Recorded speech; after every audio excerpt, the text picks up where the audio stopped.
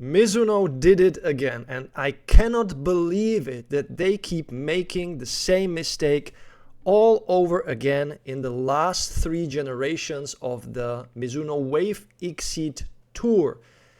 So hello tennis guys and welcome to my channel. This is a huge disappointment for me as a shoe fanatic, tennis shoe fanatic, someone who maybe loves tennis shoes more than any other tennis accessory.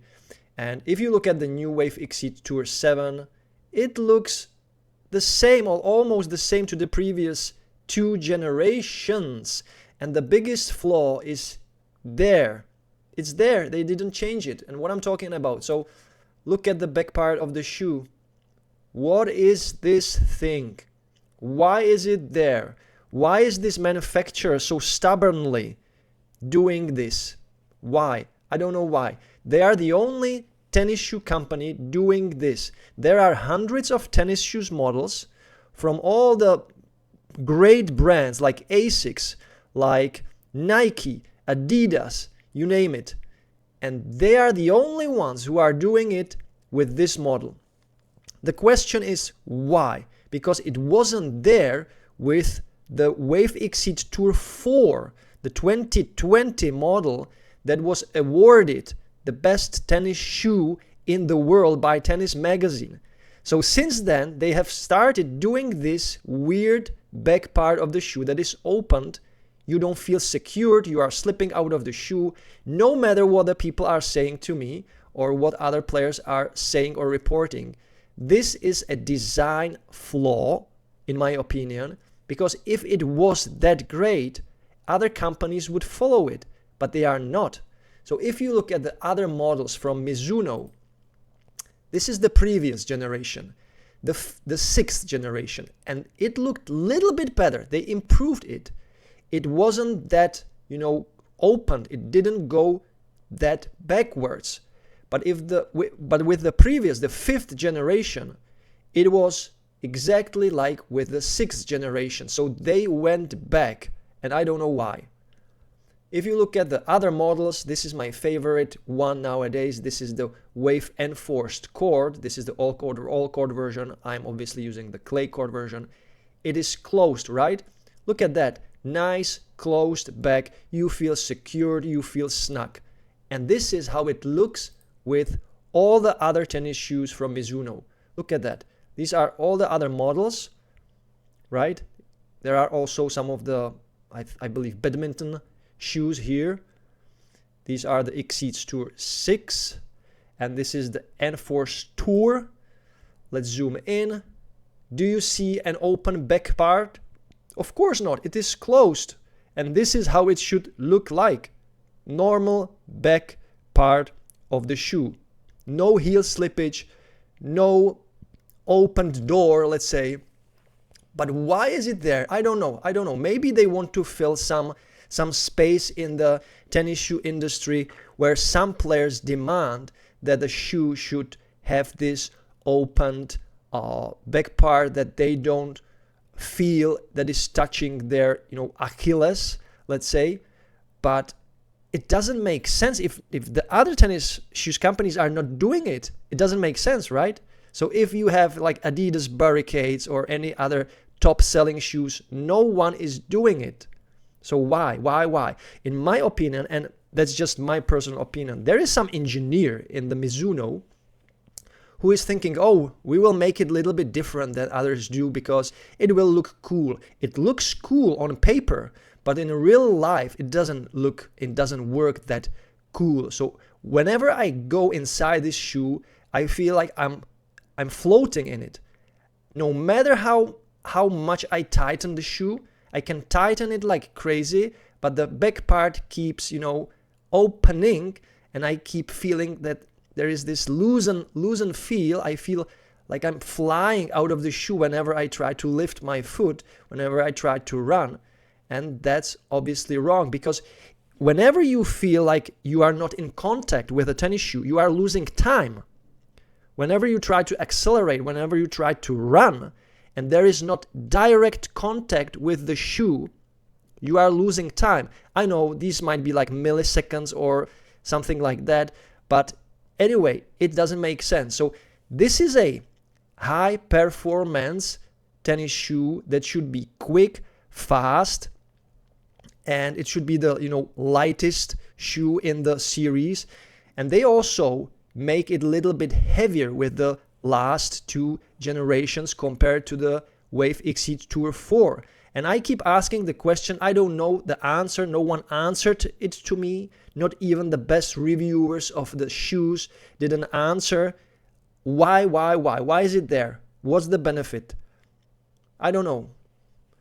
Just tell me. Even the shoe doctor, Zach, isn't really reporting on it. He's just saying, okay, it's there, you know, but he's not saying, is it good? Do you benefit from it?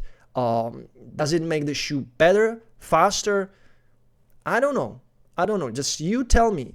All in all, this update looks very similar to the previous 2 versions. There is not much going on. Even the plate is looking the same, so there are not many changes. So is this really a new version? No, it's slightly updated with some minor changes to the upper. Maybe the tongue looks better now. It looks maybe beefier, bigger, because the previous 2 generations had an awful tongue, very thin, like paper thin tongue.